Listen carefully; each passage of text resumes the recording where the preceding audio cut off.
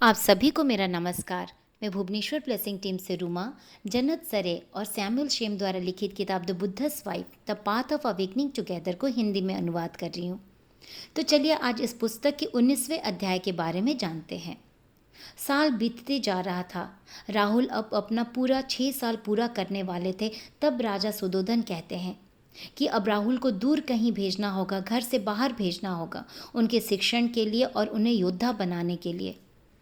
यशोधरा जी चोरी छिपे चन्ना को भेजती हैं बुद्धा के लिए एक संदेश के साथ। यशोधरा जी का संदेश था, अपने पुत्र के खातिर आपको घर वापस लौटने की ज़रूरत है। और चन्ना चले जाते हैं इस संदेश के साथ। और 1 महीने के बाद चन्ना वापस लौटते हैं। चन्ना हिचकिचाते हुए कहते हैं, मैं देखा हूँ। फिर कहते हैं, हाँ, अपने आँखों से देखा। मैंने देखा सिद्धार्थ बुद्धा को। चन्ना कहते हैं, उन्हें तो बुद्धा से बात करने का मौका ही नहीं मिला। बस एक भीड़ में पीछे दूर खड़े थे और वहीं से देख रहे थे। एक जंगल में ऊंचे पहाड़ों के बीच एक सभा थी जहां हजारों की भीड़ थी और शायद उससे भी ज़्यादा। चन्ना उस भीड़ के बीच पहुंच ही नहीं पा रहे थे और ना ही आनंद तक। आनंद जो सिद्धार्थ के चचेरे भाई थे, और चन्ना को लगता था कि अब आनंद बुद्ध के करीबी दोस्त हो गए हैं, यानी करीबी आध्यात्मिक मित्र बन गए हैं। और यशोधरा जी उन्हें बहुत अच्छी तरह से जानती हैं। ये सुन के यशोधरा जी अपने सिर को हिलाती हैं और चन्ना के कहे हुए हर शब्द को, बातों को बहुत ध्यान से सुनती हैं। चन्ना कहते हैं कि वे अपने निवेदन सिद्धार्थ के घर लौटने का कर आए हैं और ये निवेदन आनंद बुद्ध तक ज़रूर पहुंचा दिए होंगे। यशोधरा जी पूछती हैं, क्या ज़रूर से ये निवेदन पहुंच गया होगा? चन्ना कहते हैं, हाँ हाँ, 2 दिन बाद आनंद के प्रतिक्रिया मिलने के बाद ही वे वहाँ से लौट के वापस आए हैं। वहाँ कई लोग बुद्ध से व्यक्तिगत दर्शन करने के लिए आनंद से हमेशा निवेदन किया करते थे। फिर यशोधरा जी पूछती हैं, आनंद कैसे उत्तर दिए? चन्ना कहते हैं, आनंद बोले उनकी संदेश को वे बुद्ध तक पहुंचा देंगे। यशोधरा जी फिर पूछती हैं, तो सिद्धार्थ वापस लौट रहे हैं, लेकिन कब? चन्ना कहते हैं, वे इसके बारे में ज़्यादा नहीं जानते हैं। बस इतना जानते हैं कि सिद्धार्थ पश्चिम में नहीं जाएंगे, हमारी ओर सीधा नहीं आने वाले, बल्कि गंगा के मैदानी इलाकों से होते हुए दक्षिण की ओर से आएंगे। यशोधरा जी इस समाचार से अस्थिर हो जाती हैं और चन्ना को सभा में आके बैठने के लिए कहती हैं और सबको बुद्ध के बारे में बताने के लिए कहती हैं। चन्ना सारी महिलाओं के बीच सभा में आके बैठ जाते हैं। वहाँ पे प्रजापति जी और राहुल भी शामिल थे। चन्ना की आवाज़ में एक भय था। चन्ना कहते हैं, बुद्ध ज़्यादातर यात्रा करते थे और एक शरण से दूसरे, और वहाँ भी उस संप्रदाय और अमीर अनुयायी के घर, और उनको धर्म की शिक्षा देते थे।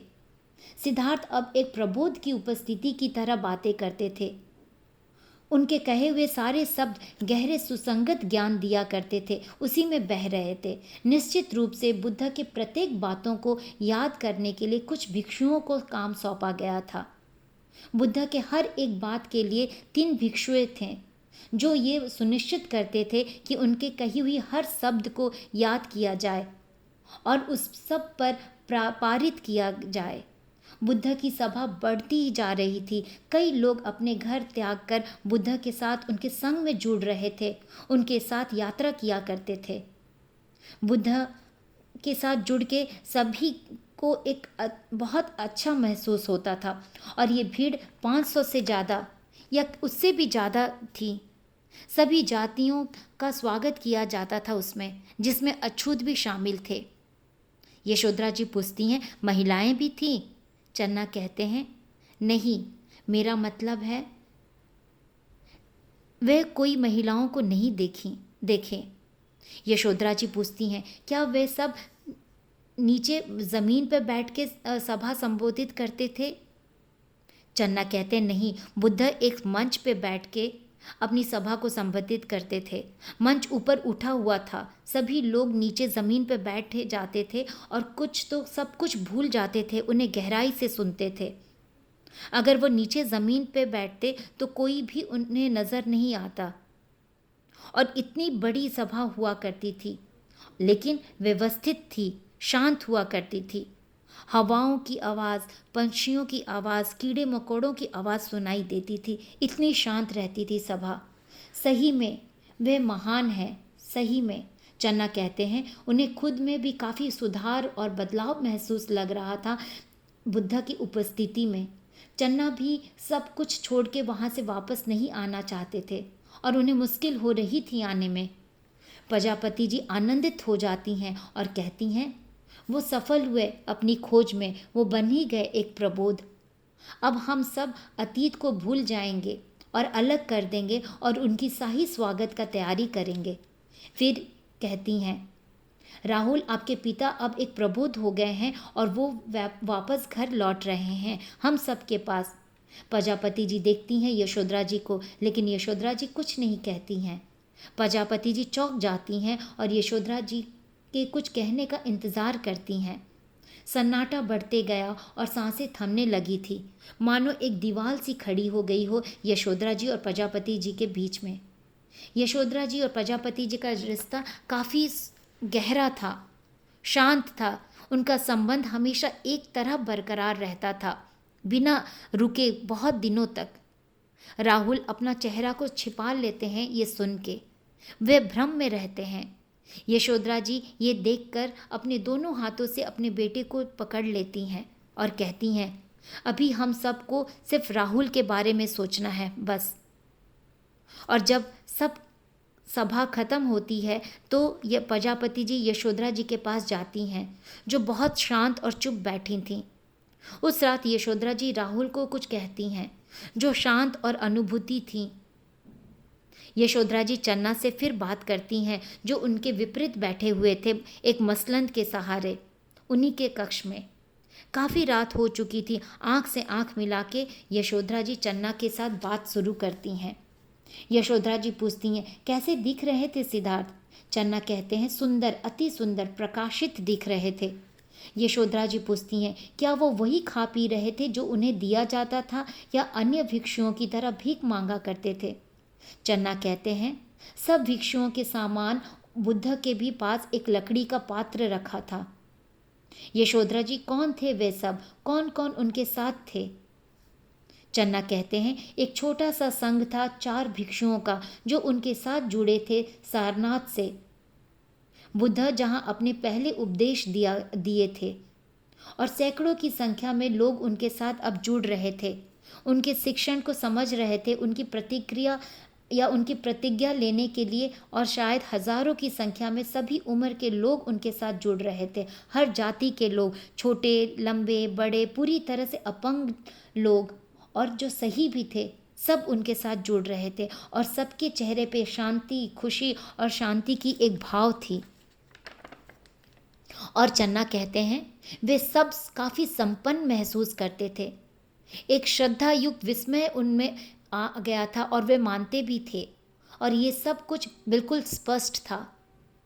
यशोधरा जी फिर पूछती हैं क्या आपने भी ये महसूस किया? चन्ना कहते हैं हाँ, वे भी वहाँ रहना चाहते थे, उस परिवार में शामिल होना चाहते थे। फिर यशोधरा जी कहती हैं फिर क्यों नहीं हुए शामिल? चन्ना कहते हैं चन्ना की प्रतिज्ञा अब यशोधरा जी के विश्वास के साथ थी और चन्ना को ये विश्वास था कि वे और यशोधरा जी अपने ज्ञान, उपदेश, बुद्धिमत्ता को अपने संघ की सभा में शामिल करेंगे, मिल के उपयोग करेंगे। यशोधरा जी मुस्कुराती हैं और चन्ना के हाथों को छूती हैं और आभार प्रकट करती हैं। लेकिन जैसे ही यशोधरा जी अपना दूसरा प्रश्न पूछने जाती हैं, यशोधरा जी को एक झटका सा लगता है, वो टूट जाती हैं और चुप हो जाती हैं। चन्ना इंतज़ार करते हैं दूसरे प्रश्न का। यशोधरा जी अपने आप को शांत चित्त करती हैं और आगे कहती हैं वे सब समझती हैं जो चन्ना कह रहे हैं। और चन्ना की आंखों में दिख रहा था सिद्धार्थ का बदलाव। चन्ना अपने सिर को हिलाते हैं। यशोधरा जी फिर पूछती हैं क्या कुछ भी अंश बचा है अपने सिद्धार्थ का बुद्ध में? चन्ना इस प्रश्न की गहराई से भ्रमित हो जाते हैं और समझते हैं कि ये प्रश्न कितना महत्वपूर्ण था यशोधरा जी के लिए। कुछ पल के लिए वे यशोधरा जी को देखते ही रहे और अपने पैरों को आरामदायक स्थिति में करके बैठ जाते हैं। फिर चन्ना कहते हैं, उनके लिए बुद्ध की कही हुई हर बात आवाज़ एक गूंज थी। हाँ, और शायद उनका ये जुनून था और दिल में विश्वास था जो वो कह रहे थे, सुन रहे थे या सबको बता रहे थे। फिर चन्ना कहते हैं, उनका शिक्षण या उनका सिखाना बिल्कुल एक नया तरीका का था। वो नहीं जो हमने सब सुना है या समझा है। अपने साधारण सीख में वे अपने देवों के बारे में, वे अपने आप में, सब में देवताओं का आह्वान करते थे। सब में देवता वैसे ही हैं जैसे उनमें हैं। वे पूरी तरह से रूपांतरित हो चुके थे। चन्ना को ये नहीं पता है कि बुद्धा में सिद्धार्थ का कोई रूप, कितना अंश बचा है। फिर यशोधरा जी पूछती हैं, क्या अब सिद्धार्थ अपनी सारी उम्र इसी मार्ग पे ही रहेंगे? चन्ना कहते हैं, हाँ, यकीनन। फिर यशोधरा जी कहती हैं, मेरी परवाह नहीं, पर राहुल उनके पुत्र का? चन्ना के पास इस प्रश्न का कोई उत्तर नहीं था। उसी वक्त उल्लू, कोयल की प्रतिक्रिया कुपित लग रही थी, सुनाई पड़ रही थी। फिर चन्ना कहते हैं, आपने लेकिन बुद्ध के शिक्षाओं के बारे में नहीं कुछ पूछा? यशोधरा जी कहती हैं, नहीं। चन्ना फिर कहते हैं, क्या मैं आपको बताऊं? यशोधरा जी कहती हैं, बिल्कुल। फिर चन्ना कहते हैं, बुद्ध का मूल शिक्षण था आनापाना सती सूत्र का। इसी को समझाना था, लोगों को ध्यान कराना, आँखों को बंद करके, मौन में बैठ करके, सामान्य स्थिति में बैठ करके अपनी आती हुई सांसें और जाती हुई सांसों पे ध्यान देना था। कुछ और नहीं, बस अपनी सांसों के साथ जुड़े रहना है, उसे महसूस करना है, अपनी सांसों की लंबाई, गर्मी, अपनी लय को, अनियमितता को एक नियमित रूप में लाना है, सामान्य तरीके से लाना है, वैसे ही जैसे हम हैं। और जब अपना ध्यान दूर कहीं भटक जाए, फिर से अपने सांसों में वापस आना है और इसी के साथ जुड़े रहना है। अपनी सांसों को, आती हुई सांसों को, जाती हुई सांसों पे ध्यान देना है और इसी सांसों के मनन स्थिति कहते हैं। फिर चन्ना कहते हैं, इस क्रिया को याद करना और उपयोग करना, मन में निरंतर लाना, उथल पुथल को समझना अपने मन का, तब तक समझना और तब तक शांत करना जब तक वो शांत ना हो जाए, सारी सोच शांत ना हो जाए, मन में पूरी तरह से शांति ना आ जाए। फिर चन्ना कहते हैं, मैं भी 1 या 2 बार इससे नई जागरूकता को समझा। मन में जो भी बोझ था, दुख था, वो सबसे मुक्त कर ली शांति के साथ। यशोधरा जी कहती हैं, आइए हम इसे मिल के करते हैं। बहुत समय तक वे दोनों ध्यान में बैठे रहते हैं और यशोधरा जी के मन में बहुत सारे सोच और विचार आ रहे थे, अलग अलग बातों पे। उस दौरान उनके मन में अलग अलग विचार आ रहे थे, अनुभूति आ रही थी, यादें उठ रही थी। यशोधरा जी चाह रही थी कि वे ऐसे ही बैठे रहें, अपनी आँखों को खोलकर, अपने शांत मुद्रा में बैठे हुए और अपनी अनुभूति, विचार को साझा करें। यशोधरा जी चाहती थी कि वे दोनों साथ बैठकर अपनी खुली आँखों से सिर्फ चुप या मौन रहकर अपने ध्यान को करें और अपने अनुभूति को साझा करें, वैसे ही जैसे वो करती आई हैं। उसके बाद, ध्यान के बाद वे बात करती हैं। यशोधरा जी अपना एहसास चन्ना को बताती हैं और कहती हैं कि वे चन्ना में बदलाव देखती हैं। अब चन्ना राजकुमार के एक अच्छे विनम्र सेवक नहीं रहे हैं या ना रह गए हैं, बल्कि एक ध्यानी हो गए हैं, उत्साहित हो गए हैं अपने अनुभूति से जो उन्हें हुई है। उनमें शिक्षा का एक नई आभा आ गई है, एक लय आ गया है, मिल गया है, आश्रय मिल गया है और ज्ञान की भी स्पष्टता हो गई है। और ये सब देखते हुए यशोधरा जी उत्साहित हो गई थीं और गहराई से भर गई थीं और आगे बढ़ रही थीं। फिर यशोधरा जी कहती हैं, चन्ना एक साधन नहीं थे सिद्धार्थ बुद्ध के शिक्षण के लिए। उन्हें अचानक लगा कि वे बराबर के साथी यशोधरा जी के भी थे और ये सब हुआ जब वे एक साथ मिलके सब कुछ सहन किया। उस दौरान जब उनका सब कुछ चरम पे था, चरम स्तर पे था। यशोधरा जी कहती हैं, आप कल्याण मित्र बन गए हैं, आध्यात्मिक मित्र। चन्ना ये सुन के स्तंभित हो जाते हैं, लेकिन जानते हैं कि ये सच भी है। अपने सर को कुछ पल के लिए झुका लेते हैं यशोधरा जी के शब्द सुनने के बाद, और फिर कहते हैं, बुद्ध कई बार बोले जब वे उनसे मिलने गए थे कि कुछ और नहीं, कुछ और बड़ा है ही नहीं आध्यात्मिक मित्रता से, और आध्यात्मिक मित्रता ही संपूर्ण पवित्र जीवन है। यशोधरा जी की आंखों में आंसू आ जाती है जब वो चन्ना बुद्ध के कहे हुए पहले भाग को कहते हैं कि कुछ और नहीं आध्यात्मिक मित्रता से बढ़कर। और ये रिश्ता सिद्धार्थ और यशोधरा जी में भी था, और वे आध्यात्मिक मित्रता ही अपने आप को मानते थे और अपने आप को आध्यात्मिक मित्र ही कहते थे जब वे प्रेमी प्रेमिका थे, पति पत्नी थे। लेकिन इसका क्या मतलब है जब वो ये कहते हैं कि इन सबको एक नए पथ पर पवित्र जीवन बनाना है? क्या बुद्ध वापस लौटेंगे या कभी नहीं? क्या उनकी शादी खत्म हो गई है? पितृत्व मिट गया है? यशोधरा जी अपने मन में अपनी आंखों को बंद करती हैं कुछ समय के लिए और देखती हैं भ्रम और उदासी दोनों से सुकून हो गई थी उनके मन में। यशोधरा जी कहती हैं, उनकी सभा को सही लय आध्यात्मिक मित्रता से ही मिला है।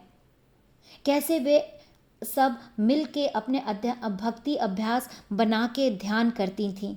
अपने ध्यान में वे स्थापित करती थीं उस महल में सारी महिलाओं के बीच एक मजबूती।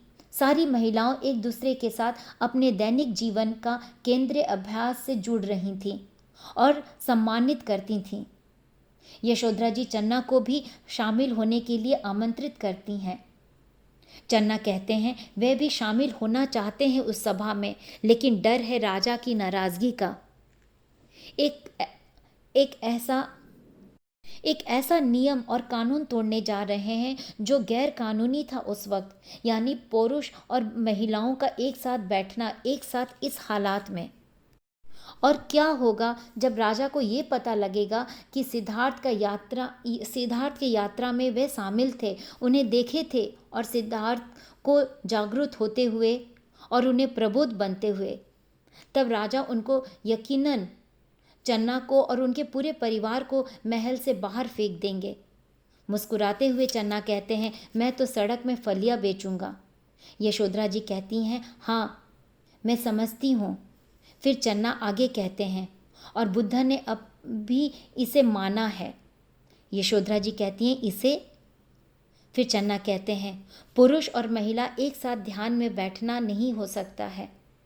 एक सभा में, घेरे में नहीं, संवाद में नहीं, एक दूसरे के साथ नहीं हो सकता है। कहीं दूर एक छोटा समूह ध्यान करता है, लेकिन ना ही बोलने की अनुमति है और ना ही संघ में शामिल होने की, और ऐसे ही संघ में रहना है। यशोधरा जी कहती हैं, अछूत को शामिल करते थे लेकिन महिलाओं को नहीं, तो कैसे वे अपने आप को पूरी तरह से जागरूक मानते हैं, एक प्रबोध मानते हैं? ये सुन के चन्ना अपने सिर को हिलाते हैं और यशोधरा जी के आश्चर्य और उनके निराशा पे अपनी सहमति जताते हैं। वे दोनों की आंखें मिलती है और थम सी जाती है। चन्ना महसूस कर लेते हैं कि यशोधरा जी के डर को, जो यशोधरा जी के मन में संकेत मिल रहा था, और रिश्ते की भविष्य सिद्धार्थ के साथ जो क्या होने वाली है, इसमें यशोधरा जी का डर दिख रहा था। और चन्ना के इसी प्रश्न के साथ ये अध्याय यहीं समाप्त होता है। नमस्कार।